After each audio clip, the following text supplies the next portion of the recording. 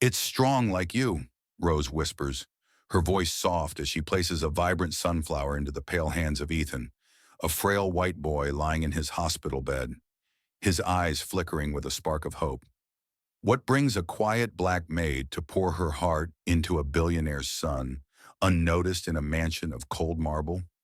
Welcome to Sunflower Promises, a story of love, secrets, and redemption that'll tug at your heart. Where are you listening from today? Drop it in the comments. We love hearing from you. What do you think Rose's true motives are? Will this sunflower bloom into something more? Stick around to find out. Don't miss a single twist. Hit that subscribe button for our latest emotional tales and share this journey with us. Comment, subscribe, and let's dive into this unforgettable story together. The Prescott estate clung to the jagged cliffs above the Atlantic, its white marble walls gleaming under a sky bruised with storm clouds. Waves crashed below, their roar swallowed by the mansion's oppressive silence. Inside, chandeliers cast cold light across polished floors, and every corner echoed with absence. This was no home. It was a fortress, impenetrable and unforgiving, much like its master, Philip Prescott. A white billionaire with steel-gray eyes and a jawline sharp as his ambition, Philip ruled his tech empire with the precision of a metronome. Meetings, mergers, and market shares consumed him.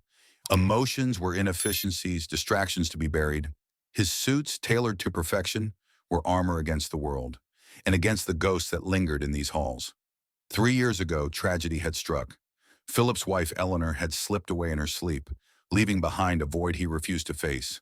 Her laughter, once the pulse of this house, was now a memory he locked away, along with the pain.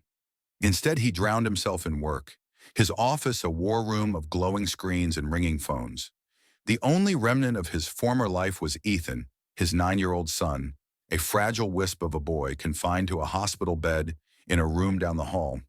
A rare neurological disorder had stolen Ethan's strength, chaining him to monitors and IV lines. His once bright eyes, so like his mother's, now stared blankly at the ceiling, his voice reduced to whispers. Philip couldn't bear to look at him.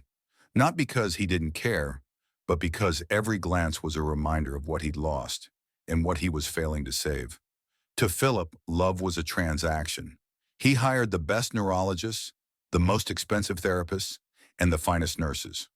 A state-of-the-art medical suite was installed in Ethan's room, its machines humming like sentinels. Money, he told himself, was enough. It had to be. He left before dawn, returned after midnight, his footsteps echoing in the empty corridors.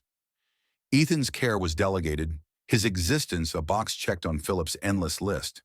The mansion, for all its grandeur, was a tomb, silent, sterile, and devoid of warmth. Yet amidst this desolation, there was Rose. A black woman in her mid-30s, she moved through the estate like a shadow, her beauty striking yet understated, her deep brown eyes holding secrets she never shared. Hired as a maid, her gray uniform blended into the walls, her presence meant to be invisible. Her job was simple: scrub the floors, dust the shelves, and vanish. She was a cog in the mansion's machinery, unnoticed by Philip, who barely registered her existence beyond signing her paychecks. Rose's steps were soft, her manner quiet, but there was a strength in her silence, a resilience that seemed to defy the coldness around her. Philip, consumed by his empire, rarely lingered at home, but lately something had begun to gnaw at him. He'd overheard a nurse mention Ethan's faint smiles, a detail that jarred him. Ethan, smiling, the boy who hadn't spoken more than a sentence in months? On another day, he noticed a tray of half-eaten food in Ethan's room, unusual for a child who barely touched his meals. Once passing by the hallway, he caught the faintest hum, a melody so soft it might have been the wind. But Ethan's room was sealed, the windows locked. These fragments, small and fleeting, lodged in Philip's mind like splinters. He dismissed them, of course. New medication, he reasoned. Or perhaps the nurses were exaggerating. Ethan's condition was stable, the doctors assured him. Nothing more to it.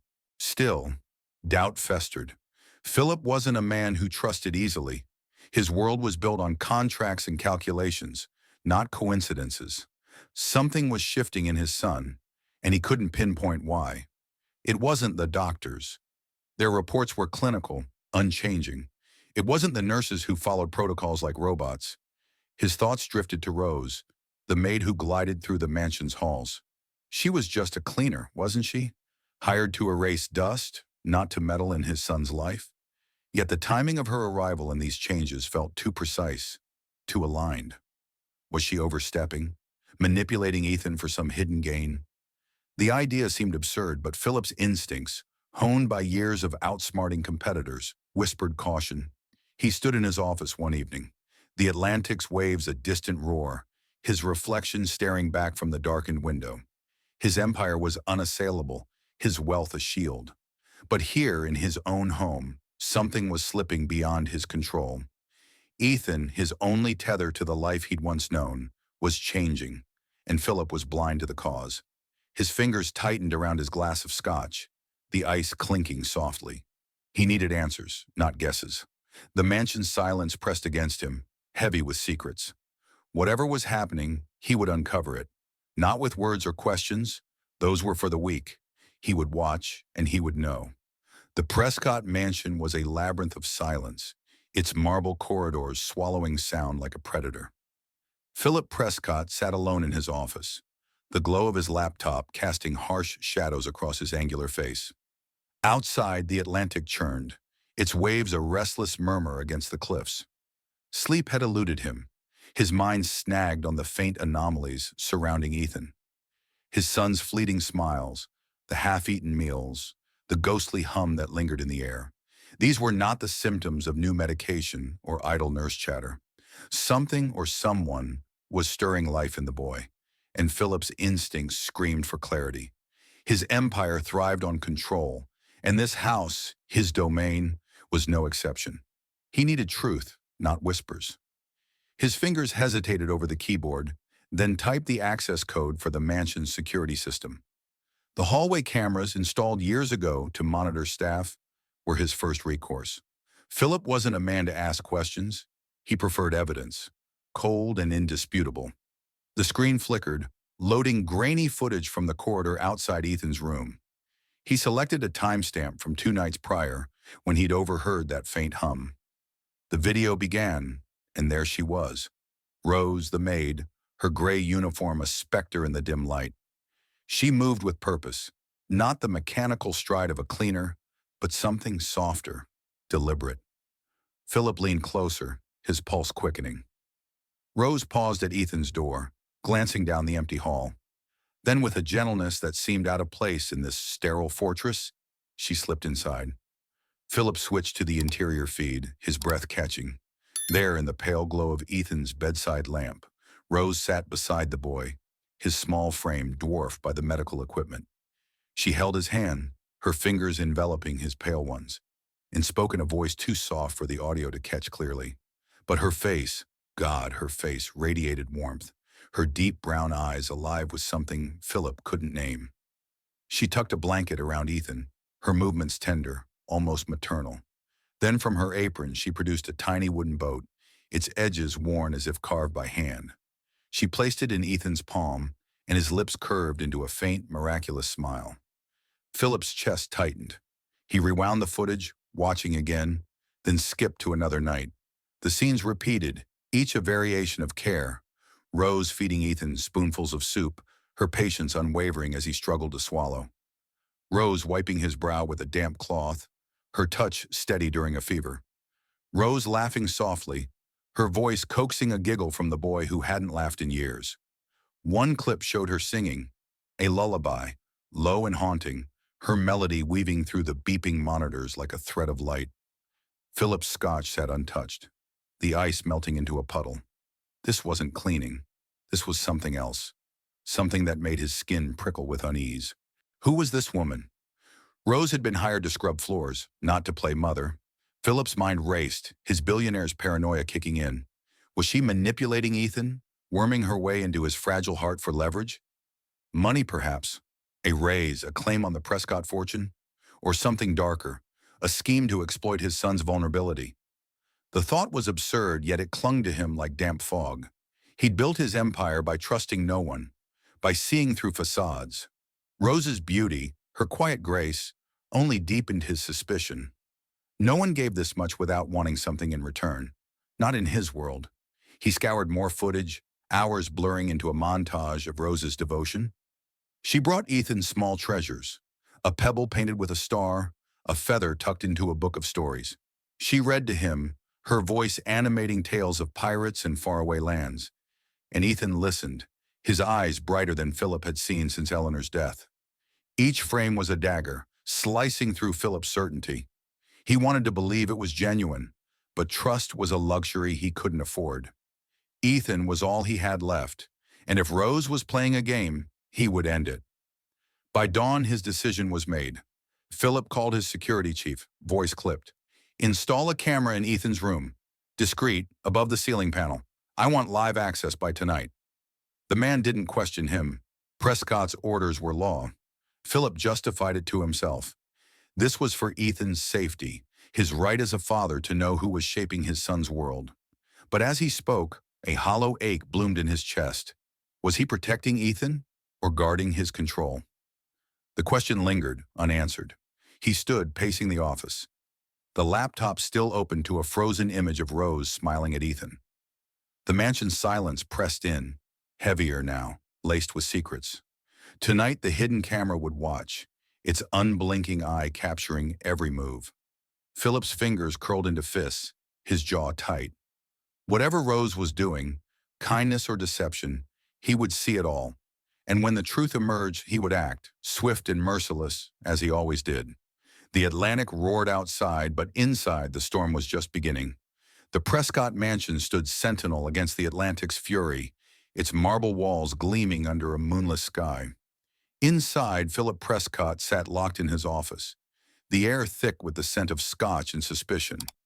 His laptop screen glowed, the live feed from the hidden camera in Ethan's room, casting a stark light across his taut features. The device, concealed above the ceiling panel, was his unblinking eye, poised to unravel the enigma of Rose, the maid whose care for his son had ignited both awe and distrust. Philip's heart thudded, a traitor to his iron resolve. He told himself this was about protection, Ethan's safety, his duty as a father. But the truth gnawed at him. He was chasing control, desperate to reclaim the reins of a world slipping through his fingers. The feed flickered to life, and there was Ethan, his 9-year-old frame swallowed by the hospital bed. IV lines snaking across his pale skin. The monitors hummed, their green lines tracing the fragile rhythm of his existence. Philip's throat tightened. He hadn't looked at his son this closely in months, not really. Then the door eased open, and Rose entered, her gray uniform softened by the dim glow of the bedside lamp. Her beauty struck him anew, striking yet restrained, her deep brown eyes carrying a quiet intensity. She moved with grace, not the hurried steps of a maid, but the deliberate care of someone who belonged. Philip leaned forward, his breath shallow, every nerve alight. Rose sat beside Ethan, her smile breaking through the room's sterility like dawn. "It's strong like you," she whispered, pulling a single sunflower from her apron pocket, its golden petals vibrant against the muted whites of the medical suite. She placed it in a small vase by the bed, and Ethan's eyes, dulled by pain, flickered with a spark Philip hadn't seen since before Eleanor's death. "You're braver than any night we read about," Rose continued, her voice steady, warm. Ethan's lips trembled, his voice a faint rasp. "I miss Mom." The words hit Philip like a blade, slicing through years of avoidance. Rose's hand tightened around Ethan's, her gaze softening. "I know, sweetheart. I miss someone too." Then in a moment that stole Philip's breath, she leaned down and kissed Ethan's forehead, her voice fierce with conviction. "I'll keep you safe, no matter what." Philip's chest constricted, his fingers gripping the desk. The gesture wasn't calculated. It was raw, unguarded, a vow etched in every syllable. Rose stayed, reading Ethan a story of a boy who sailed among the stars, her voice weaving magic through the beeping machines. Ethan listened, his face alight, and Philip watched, unable to tear his eyes away. Her care was a language he'd forgotten, tender, selfless, human. Yet doubt clung to him, a shadow he couldn't shake. Was this real? or a performance for an audience she didn't know existed. His billionaire's mind, trained to dissect motives, warred with the ache in his heart. He wanted to believe her, but trust was a currency he'd long since spent. The hours bled on, the live feed a relentless mirror. Philip's scotch sat untouched, the ice a forgotten puddle. He was a man who'd conquered markets, crushed rivals, but here in this sterile room, he was powerless, a spectator to a bond he hadn't built. The question haunted him. Was he failing Ethan by missing this? The camera offered no answers, only truths he wasn't ready to face. Then abruptly the scene shifted. Ethan's body stiffened, his head jerking back, eyes rolling. A seizure. Philip's heart lurched, his hand slamming the desk.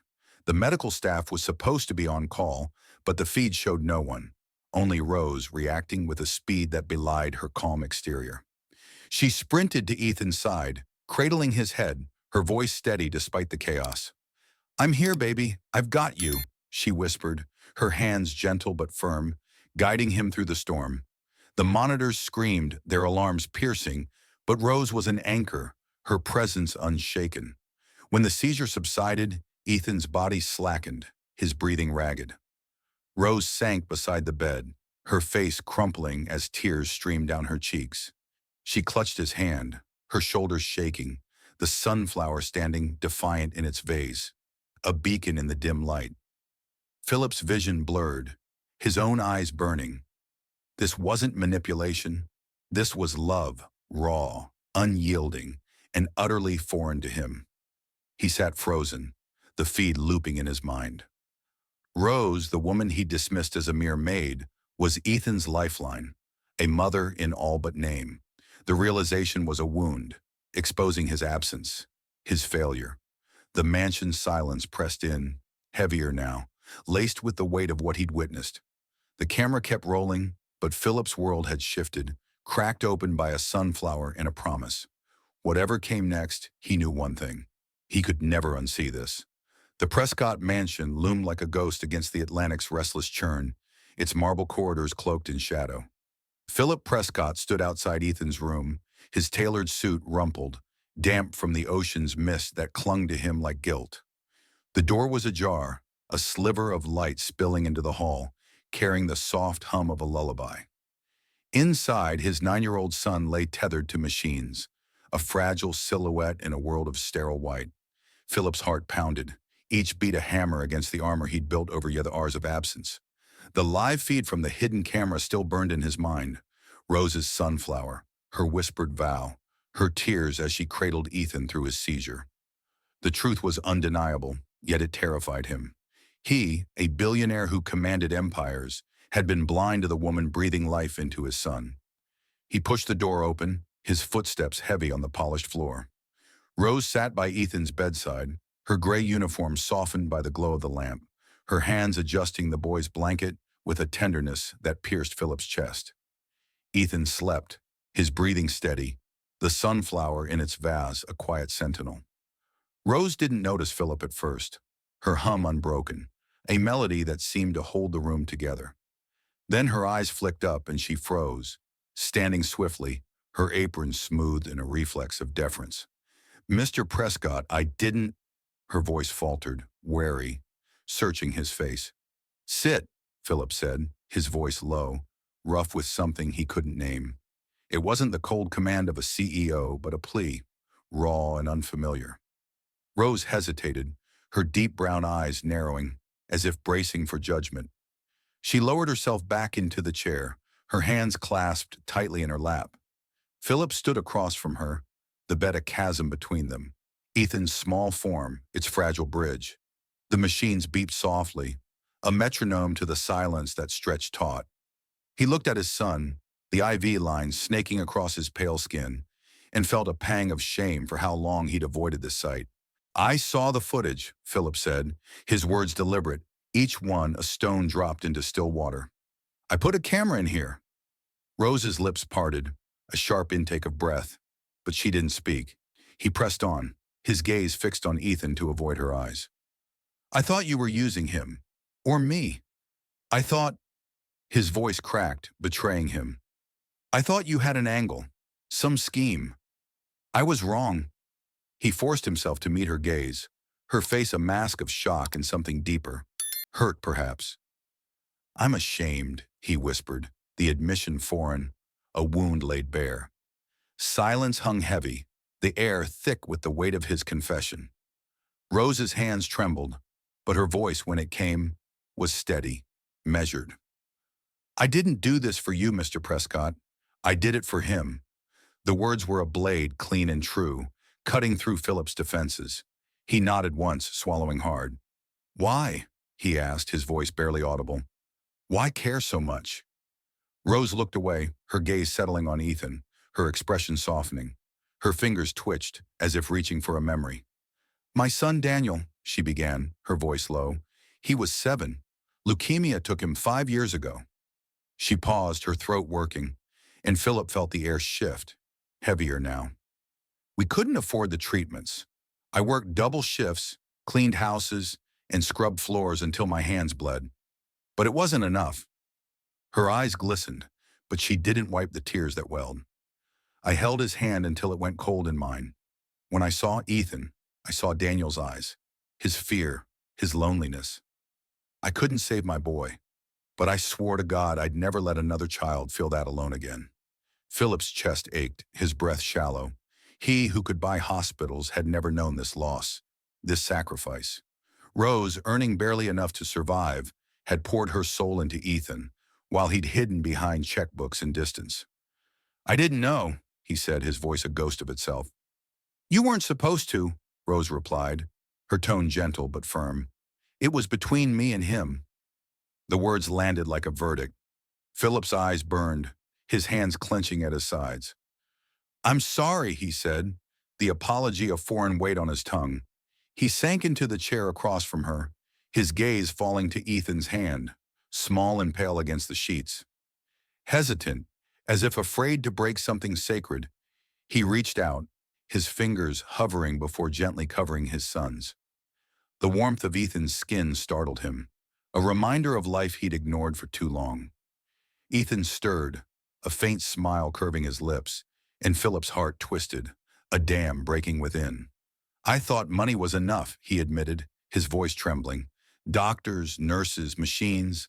I thought that made me a father. Rose's gaze softened, her silence an invitation. Money keeps them alive, she said quietly. Love makes them want to be. The words were simple, yet they carved into him, reshaping the hollow spaces he'd let grow. The machines beeped on, the ocean's roar a distant echo. Philip sat, his hand still on Ethan's. Rose across from him, the sunflower glowing faintly. For the first time, the mansion's silence felt less like a cage and more like a space waiting to be filled. The truth had emerged, stark and unyielding, and Philip knew he could never go back. The Prescott mansion stood defiant against the Atlantic's restless churn, its marble facade softened by the golden glow of dusk. Inside, the air felt different, lighter, as if the walls themselves had exhaled years of frost. Philip Prescott sat in Ethan's room, his hand still resting on his son's, the warmth of the boy's small fingers anchoring him to a moment he'd never known he craved. Across the bed, Rose watched in silence, her deep brown eyes reflecting the faint light of the sunflower in its vase. The machines hummed their steady rhythm, but the room no longer felt like a sterile cage. Something had shifted, a fragile bridge built in the wake of truth. Philip's heart, so long encased in the steel of his ambition, trembled with a vulnerability he could no longer deny. He was a billionaire, a titan of industry. But here, beside his son, he was just a man, flawed, humbled, and desperate to mend what he'd broken. Rose adjusted Ethan's blanket, her movements gentle, her presence a quiet force that filled the space. Philip's gaze lingered on her, not as the maid he'd once overlooked, but as the woman who'd reshaped his world. Her care for Ethan, her fierce love born of loss, had cracked open his carefully guarded life. He cleared his throat, the sound sharp in the stillness. Rose, he began, his voice low, unsteady. I need to ask you something. She looked up, her hands stilling, a flicker of wariness crossing her face. Philip stood, his suit creased, his usual polish stripped away. He stepped closer to the window, the ocean's distant roar a counterpoint to the storm within him. He turned back, meeting her eyes, and for the first time he let his guard fall completely. "You're not a maid anymore," he said, each word deliberate, heavy with intent. "Not to Ethan, not to me. You've been more to him than I ever was, more than I knew how to be." Rose's lips parted, but she remained silent, her gaze searching his. Philip's throat tightened, his hands clenching at his sides. I've come to care for you, Rose, not out of pity, not out of gratitude, but because you've shown me what matters." His voice cracked, raw with a truth he hadn't dared admit even to himself. "Ethan loves you. He needs you. And I—" He paused, swallowing hard, the weight of his words pressing against his chest. "I need you both." Rose's eyes widened, tears brimming as her hand rose to cover her mouth. The room seemed to hold its breath, the machine's soft beeps the only sound. Philip stepped closer, his voice softer now, almost a plea. "Stay. Not as help, but as family. Say yes." The words hung between them, fragile as a spider's thread, carrying the weight of a future neither had foreseen. Rose's shoulders trembled, her tears spilling over, but her gaze never left his. She nodded, her voice barely a whisper. "Yes." The mansion transformed in the wake of that word. The marble halls, once cold and echoing, began to hum with life. Rose shed her gray uniform, her presence no longer confined to the shadows. She was simply Rose now, her laughter mingling with Ethan's on the terrace, where they sat under a canopy of stars, reading tales of adventure. Sunflowers bloomed in every corner, vases, planters, even tucked into Ethan's books, each one a testament to the promise she'd made. Ethan's voice grew stronger, his smiles brighter, his laughter a melody that danced through the corridors. The boy who'd once been a ghost in his own home now filled it with light, his small hand often clasped in Rose's, or, increasingly, in Philip's. Philip, the man who'd once lived for boardrooms and bottom lines, became something new, a father, present and tender. He left his office early, trading contracts for storybooks, his suits replaced by sweaters as he sat with Ethan, marveling at the boy's resilience. His love for Rose deepened, not as a transaction, but as a quiet, steady flame, born of shared moments. Watching Ethan sleep, planting sunflowers in the garden, or simply sitting in silence, their hands brushing as they passed a book. The mansion's grandeur remained, but its soul had changed. Chandeliers no longer cast cold light. They warmed the rooms where a family was reborn. One evening, as the sun dipped below the horizon, Philip stood on the terrace, watching Rose and Ethan laugh over a poorly drawn pirate map. Ethan's giggle, once unthinkable, was now the heartbeat of this home. Philip's chest swelled, a mix of joy and regret for the years he'd lost. He'd built an empire, conquered markets, but none of it compared to this. This fragile, precious life he'd almost missed. When friends asked what had changed him, he didn't speak of wealth or power. He'd glance at Rose, her hand in Ethan's, and say with a quiet smile, "A sunflower." The Atlantic roared below, but the mansion stood unshaken, its walls no longer a fortress, but a haven. Philip knew the journey wasn't over. Ethan's illness lingered, and love couldn't cure all. But for the first time, he wasn't alone. Rose had shown him the way, and together they built something greater than any empire. A home, alive with laughter, love, and the promise of tomorrow. What a journey. Sunflower Promises has been. Did Rose and Philip's story touch your heart? What moment stayed with you? The sunflower's glow or Ethan's laughter filling the halls? Drop your thoughts in the comments. We can't wait to hear what you felt. A huge thank you for joining us on this emotional ride. Your support keeps these stories alive, so hit that subscribe button to catch our next tale of love and redemption. Share where you're watching from, and let's keep the conversation going. Until next time, stay kind, stay curious, and we'll see you soon.